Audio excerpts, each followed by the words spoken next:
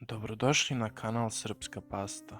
Danas ćemo se malo detaljnije baviti slučajem Terensa Šemele iz Ajdaha, koji je 5. oktobra sa svojih 25 godina potpuno nestao kada je snimao TV seriju u šumi u zapadnom delu Ajdaha. Iako slučaj nije toliko popularan, veoma je zanimljiv, stoga mislim da će vam se svidjeti ova priča. Tako da smestite se u vaše stolice, krevete, kadi, gde god i uživajte u ostatku ovog videa.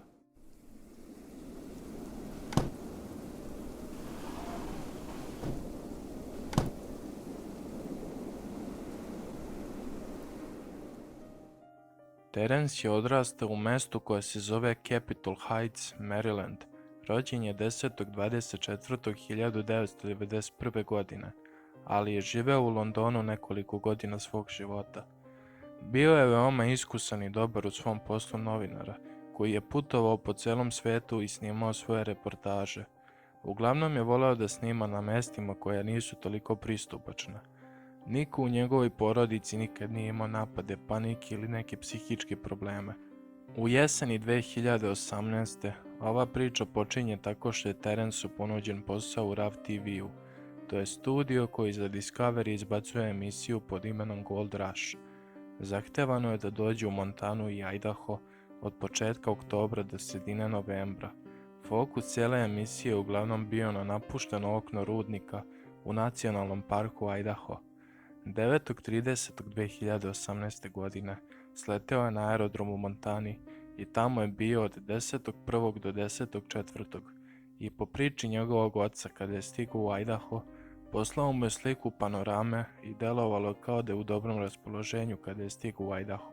A čudne stvari počinju da se dešavaju gotovo isti dan kada je stigao u Idaho. U 1 uveče poslao je svom ocu sliku reke koja protiče kroz kanjon bez ikakvog opisa. Iako je redovno svom ocu slao slike, delovalo je malo čudno. Ali još čudnije, oko 6 ujutru javio je ocu da će se vratiti 10.10.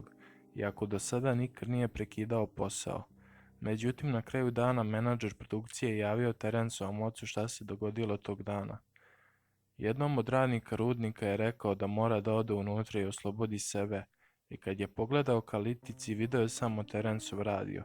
Pošto je mislio da je pao sa te litice, približio se njoj i video je Terensa kako trči. Rekao je da je poslao ekipu za spasavanje te da je i sam pošao za njim. Međutim, s obzirom da je imao specijalnu obuku za spasavanje, nije hteo da trči za njim da ga ne bi uplašio. Nakon što se i druga ekipa za spasavanje vratila praznih ruku, također su potvrdili priču. Policiji su rekli da je imao mentalni slom ranije tog dana. Iako su drugi članovi ekipe rekli da je uglavnom ćutao, Simon je rekao da mu je njegov sin bio preporučen i da nije odgovarao njegovim standardima. Potraga za Terensom je trajala svega 6 dana i za svo to vreme ništa nisu našli s obzirom da je teren bio veoma težak. Rečeno je da advokati nikad nisu tražili snimke Terensovih poziva ili pretraga sa laptopa, a s obzirom da im je trebala određena dozvola na sumnju ubistva, što oni nisu verovali. Lokalni šerif je rekao da je se Terence verovatno spustio na put do banke i da bi trebalo da bude pronađen mrtav ili povređen. Iako slučaj nije toliko star, u prirodi čoveka je da pronađe odgovor na misteriju, te su stvorene raznorazne teorije.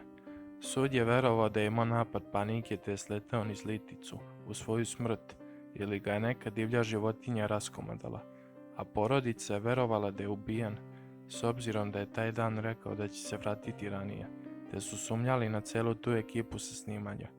Neki od ostalih teorija su bile da je konzumirao drogu, imao strah od šume, napad divlje životinje, ubistvo od nekog sa seta ili strah od nekog sa seta. Od 2018. pa sve do danas, Terence nikad nije pronađen. Iako slučaj nije preterano popularan, veoma je zanimljiv.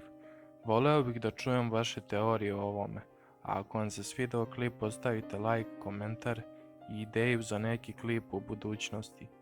Vidimo se u sljedećem klipu.